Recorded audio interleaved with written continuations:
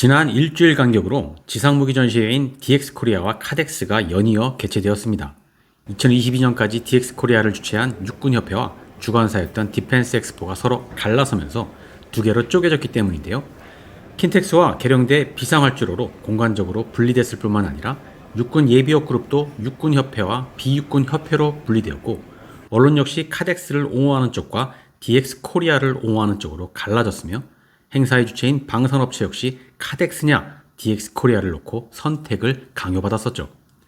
K방산 발전을 목표로 한다면서 같이 힘을 합쳐도 모자랄 판에 정작 주인공이 되어야 할 육군과 방산업체는 뒷전이고, 행사 주최자들이 이권을 놓고 서로 반으로 갈라져 상대를 비방하고 서로 각자 전시회가 성공했다는 자평을 내놓고 있는데요.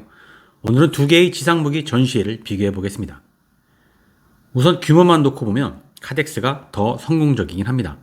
DX코리아는 178개사가 참여했고 관람 인원이 12,000여 명이었던 반면, 카덱스는 365개 기업이 참가했고 비즈니스데이에만 36,000여 명이 관람을 했다 합니다. 참가 기업 수와 관람 인원의 규모만 보면 카덱스가 DX코리아보다 2배가 넘는 실적을 올린 거죠. 이건 어느 정도 예상했던 결과인데요. 카덱스가 작년 12월에 국방부의 후원을 승인받은 반면, DX코리아는 전시회를 불과 한 달 정도 남겨놓은 8월에서야 국방부의 후원 명칭 사용 승인을 받았죠. DX코리아에 대한 국방부의 후원 승인이 차일피일 미뤄지면서 방산업체들이 DX코리아에 참여를 주저했고, 후원 승인이 결정된 8월에서는 대규모 부스를 설치할 시간이 부족해서 이미 참가를 접은 상태였습니다. 또한 국방장관과 육군총장, 방사청장 등 정부 주요 인사들이 DX코리아는 참석하지 않고 카덱스의 개막식과 환영식을 주관한다고 하니, 정부와 군을 보고 전시회에 참가하는 대형 방산업체들은 DX코리아 대신 카덱스를 선택할 수밖에 없었던 거죠. DX코리아가 어려운 여건 속에서도 전시회를 개최해 나름 의미를 찾는 것과 반대로 카덱스는 사상 최대 규모의 성공적인 전시회를 열었다고 자평하는 이유입니다. 그렇다면 카덱스는 진짜 성과가 있었던 걸까요? 일단 카덱스가 장소와 브랜드의 불리함을 극복한 건 맞는 것 같습니다. 개최 전까지 계룡대 비상활주로에 임시 천막으로 전시관을 설치한다고 하자 안전에 대한 우려가 있었고, 10년 넘게 쌓아온 DX코리아라는 브랜드를 부리자 기껏 쌓아올린 인지도가 사라진다는 우려의 목소리가 분명히 있었죠. 하지만 계룡대 활주로를 비상시에 사용이 어렵다는 문제와 계룡 군문화축제, 지상군 페스티벌과 겹쳐 어수선했던 것만 빼면 전시회의 접근성이나 전시 면적 등에는 큰 문제가 없었습니다. 그리고 무기 전시회는 정부와 군이 중심이 되는 거지 브랜드 자체가 중요한 건 아님을 보여줬습니다. 계룡대에서도 다음번에도 충분히 전시회를 이어갈 수 있다는 자신감을 가질 수 있던 거죠. 하지만 전시회의 근본 목표인 방산 수출을 놓고 보면 과연 이게 성공적이었는지는 다소 의문입니다. 카덱스의 목적이 글로벌 방산 수출이 플랫폼이 되겠다는 건데요. 이번에 카덱스의 성과로 언급된 것을 보면, 방사청이 폴란드 업체와 자폭 드론 워메이트 도입 계약을 체결했고, 대한항공과 LIG 넥슨이 UH-60 성능 개량을 위한 MOU를 체결하고, 스웨덴 사브가 카이와 공군조기공복이 사업 참여를 위한 MOU를 체결했다는 겁니다. 이 부분이 뭔가 이상하지 않습니까? 방산 수출을 목적으로 한 전시회인데 성과로 내세운 계약이 우리 방산 제품의 수출이 아니라 모두 수입과 관련된 계약일색입니다.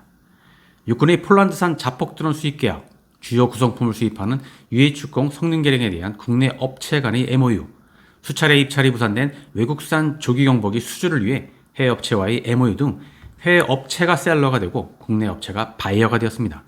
방산 수출의 장이 아니라 방산 수입의 장이 된 거죠. 물론 그 밖에 200여 건의 계약 상담이 있었다고는 하는데, 수출이 목적인지 수입이 목적인지를 구분하지 못하는 것 자체가 전시회의 목적 자체를 등한시했다는 걸 보여줍니다.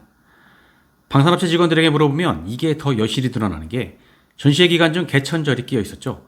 비즈니스데이 3일 중 공휴일이 하루 끼어 있었고, 마지막 날은 금요일이라서 생각보다 해외 바이어를 많이 보지를 못했답니다. 대기업의 경우 부스 임대료 및 인테리어 비용, 목업 제작 비용 등 10억 원 이상을 지불했고, 수십 명의 임직원이 3일 내내 상주하며 고생을 했는데, 정작 해외 바이어는 보지를 못하고 몸만 힘들고 돈만 버렸다는 볼멘 소리가 이어졌습니다. 16,000여 명의 현역 및 공무원 등 군 관계자가 방문을 했다지만, 국내 군 관계자는 구매 파워가 없고, 2,000여 명이 넘는 외국인이 참석했다지만 총장회의 및 군수포럼 회의 참가자, 외국군 무관들이 대부분이라서 부스를 관람한 사람은 많지만 실제 계약에까지 관심을 가진 사람은 적었다는 거죠. 그러면서 오히려 먹거리와 피복 등 군수품을 전시한 쪽이 더 효과가 있었을 거라고 말합니다. 군수품은 실제 구매 파워가 있는 군 관계자를 대상으로 홍보를 했으니까 말이죠. 전시 효과에 대한 의문은 전시 내용에서도 드러났는데요.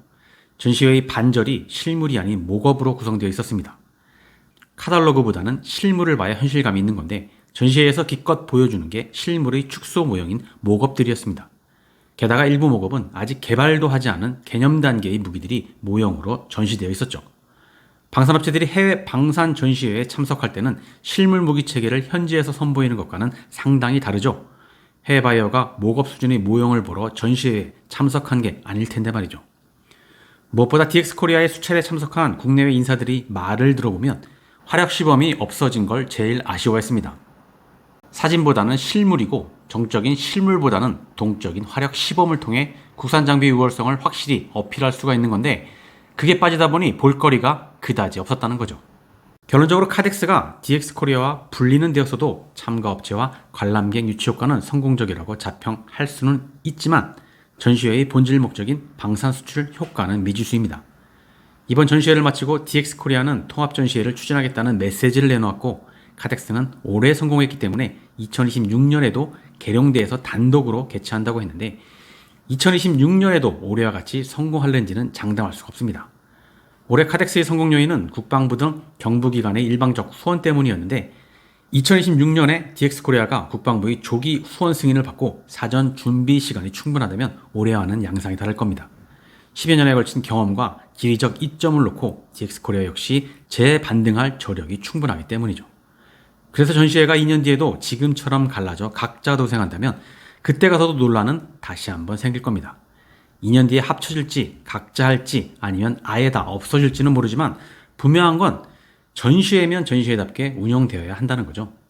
방산업체의 니즈를 정확히 반영하고 구매 파워가 있는 해외 바이어 초청과 화력 시범 등으로 국산 무기 우수성을 홍보하는 등 전시회 목적에 충실해야 합니다. 현재 방진회에서 방산 전시회 통폐합에 관한 연구가 진행 중인 것으로 아는데 좋은 결론이 도출되고 이게 실제 정책으로까지 반영되길 기대해 보겠습니다. 오늘은 여기까지입니다. 감사합니다.